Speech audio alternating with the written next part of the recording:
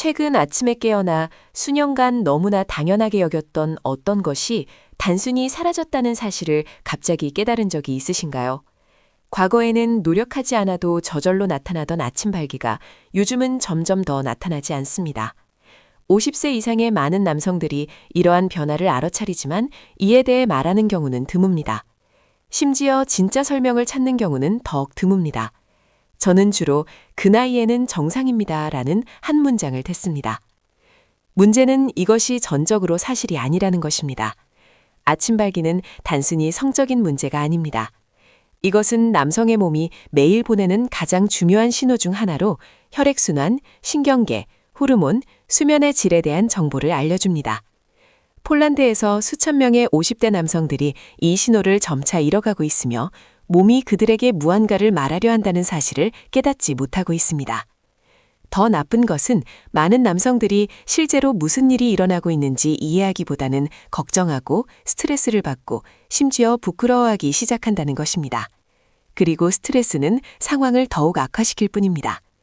다행히도 많은 경우 되돌릴 수 없는 변화나 남성성의 종말에 대한 것이 아니라 자연적인 방법으로 지원할 수 있는 매우 특정한 메커니즘의 장애에 관한 것입니다.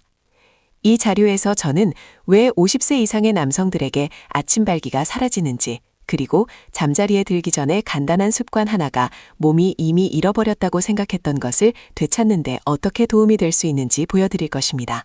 제 이름은 안나 코알스카 박사입니다. 저는 비뇨기과 전문의이며 15년 이상 다양한 연령대의 남성, 주로 50세 이상의 남성들과 함께 일해왔습니다. 그들은 약해진 발기, 아침 발기 부재, 에너지 저하 또는 수면의 질 저하와 같은 문제로 고통받고 있습니다. 매주 저는 매우 유사한 이야기들을 듣습니다. 남성들은 자신의 몸이 예전처럼 반응하지 않으며 이것이 아직 정상인지 아니면 이미 걱정할 이유가 있는지 모른다고 말합니다. 이 세월 동안 저는 한 가지를 배웠습니다. 남성의 몸은 갑자기 망가지는 경우가 거의 없습니다. 50세 이후에 나타나는 변화는 일반적으로 몇 달, 때로는 몇 년에 걸쳐 축적되는 미미한 장애의 결과입니다. 좋은 소식은 몸이 실제로 어떻게 작동하는지 이해한다면 그중 많은 것을 멈추거나 심지어 되돌릴 수 있다는 것입니다. 저는 오늘 질병으로 겁을 주거나 기적을 약속하고 싶지 않습니다. 제 목표는 아침 발기가 왜 사라지는지, 그리고 몸이 회복할 기회를 주기 위해 무엇을 할 수 있는지 간단하고 침착하게 설명하는 것입니다. 마치 건강과 삶의 질을 정말 중요하게 생각하는 가까운 사람에게 설명하듯이 말이죠. 아침 발기가 왜 사라지는지 이해하려면 먼저 그것이 어떻게 그리고 언제 발생하는지 알아야 합니다. 많은 남성들이 생각하는 것과는 달리 그것은 아침에 나타나는 것이 아니라 밤의 깊은 수면 단계, 특히 렘 수면 중에 나타납니다. 이때 신경계는 회복 모드로 전환되고 골반 내 혈관이 확장되어 혈액이 자유롭게 흐르게 됩니다. 이것은 정원의 관계 시스템에 비유할 수 있습니다. 낮에는 몸이 활동과 스트레스에 집중하기 때문에 밸브가 부분적으로 닫힙니다. 밤에는 모든 것이 제대로 작동하면 밸브가 열리고 압력이 정상으로 돌아오며 조직은 재건에 필요한 것을 얻습니다. 아침 발기는 이 메커니즘이 작동했다는 가시적인 신호일 뿐입니다. 그러나 50세 이후에는 방해가 점점 더 자주 발생합니다. 만성 스트레스, 좌식 생활 방식, 골반저 근육의 긴장 및 얕은 수면은 신경계가 완전히 이완되지 못하게 합니다. 회복 모드 대신 긴장이 지배적입니다. 혈관은 충분히 열리지 않고 야간 발기를 담당하는 신경신호는 약해집니다. 많은 남성들이 이를 호르몬 문제 또는 피할 수 없는 노화의 영향으로 해석하지만 실제로는 야간 회복 리듬이 방해받는 경우가 매우 많습니다. 이것이 중요한 이유는 원인이 신경계와 순환계에 있다면 그것에 영향을 미칠 수 있기 때문입니다. 그리고 바로 이 지점에서 잠자리에 들기 전에 하는 일이 엄청난 중요성을 가집니다. 몸은 그때 재건 모드로 전환될 수 있다는 명확한 신호를 필요로 합니다. 50세 이상 남성들에게서 제가 관찰하는 첫 번째이자 가장 흔한 실수는 저녁에 화면 앞에서 전원을 끄는 것입니다. 하루 종일 긴장한 거에 많은 남성들이 저녁에 TV나 휴대폰 앞에 앉아 그렇게 휴식을 취한다고 생각합니다. 실제로는 강렬한 빛과 지속적인 자극이 신경계를 각성 상태로 유지시킵니다. 의학적 관점에서 이는 몸이 깊은 회복 모드로 전환될 수 없다는 것을 의미합니다. 제 환자 중 한 명인 그단스크에 사는 58세 남성은 수년간 TV를 켜놓고 잠들었습니다. 그가 이 습관을 버리고 차분한 이완 의식을 도입한 후 몇 주 만에 아침 발기가 돌아오는 것을 발견했습니다. 이는 잠자리에 들기 전에 뇌로 보내는 신호의 질이 얼마나 강력한 영향을 미치는지 보여줍니다. 두 번째 문제는 골반 부위의 만성적인 긴장입니다. 많은 남성들이 하루 종일, 특히 스트레스를 받거나 오랫동안 앉아 있을 때 무의식적으로 골반저 근육을 긴장시킨다는 사실조차 깨닫지 못합니다. 생리학적 관점에서 이는 야간 발기를 담당하는 혈관과 신경에 압박을 가합니다. 제 크라쿠프 환자 중 한 명은 이것을 아랫배의 지속적인 뻣뻣함이라고 묘사했습니다. 그가 잠자리에 들기 전에 골반을 이완시키는 간단한 습관을 배운 후 그의 몸은 불과 며칠 만에 다르게 반응하기 시작했습니다. 세 번째로 자주 간과되는 요인은 호흡입니다. 저녁에 얕고 빠른 호흡은 몸을 이완시키는 대신 준비 상태로 유지시킵니다. 의학적으로 이는 교감신경계의 우세를 의미하며 이는 야간 회복 메커니즘을 차단합니다. 제가 함께 일했던 62세 남성은 소년간 가슴에 긴장감을 느끼며 잠들었습니다. 잠자리에 들기 직전에 차분하고 깊은 호흡을 도입하는 것이 수면을 개선하는 데 도움이 되었을 뿐만 아니라 몸의 아침 신호를 회복하는 데도 도움이 되었습니다. 네 번째 실수는 불규칙성입니다. 50세 이상의 남성의 몸은 규칙적인 수면 리듬의 부재에 훨씬 더 강하게 반응합니다. 불규칙한 시간에 잠자리에 드는 것은 발기를 담당하는 야간 신경신호 생성을 방해합니다. 제 포진한 환자 중 한 명은 주말에도 몇 주 동안 같은 시간에 잠자리에 들었을 때 확연한 차이를 느꼈습니다. 리듬의 안정성은 그의 몸에 안정감을 주었고 이는 더 나은 야간 회복으로 직접 이어졌습니다. 그리고 마지막으로 자주 무시되지만 엄청난 힘을 가진 습관이 있습니다. 그것은 잠자리에 들기 직전에 짧고 차분한 루틴인데 이는 몸에 이제 회복할 수 있다는 명확한 신호를 보냅니다. 복잡할 필요는 없습니다. 몇 분간의 의식적인 신체 이완, 차분한 호흡, 그리고 외부 자극으로부터의 분리가 신경계가 밤새 작동하는 방식을 바꿀 수 있습니다. 제가 함께 일했던 수백 명의 남성들이 바로 이 하나의 일관되게 반복되는 습관 덕분에 개선을 경험했습니다.